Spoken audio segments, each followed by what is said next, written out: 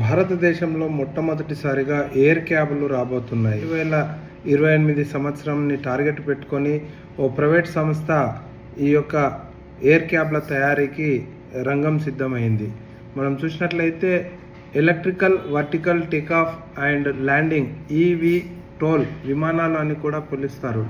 Road ట్రాఫిక్ను తప్పించుకోవడానికి రూపొందిస్తున్న అభివృద్ధి చెందుతున్న పట్టణ వాయు రవాణా పరిష్కారాల మార్గానికి సరళ ఏవియేషన్ కంపెనీ ముందుకు వచ్చింది. 2028 నాటికి భారతదేశంలో వాణిజ్య కార్యకలాపాలకు ప్రారంభించాలని లక్ష్యంగా పెట్టుకొని ఈ యొక్క సంస్థ ముందుకు పోతున్నది.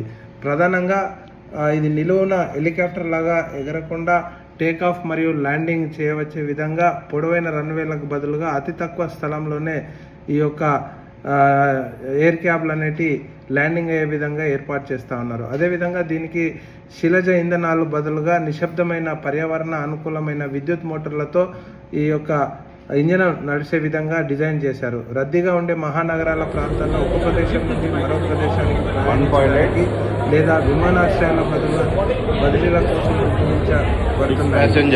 వీటి డిజైన్ ఈవోల్స్ సంబంధించిన డిజైన్ మైలురాయి ఇప్పటికే సరళ ఏవియేషన్ సంస్థకు భారత విమానయాన సంస్థ శాఖలో ఆమోదం తెలిపాయి.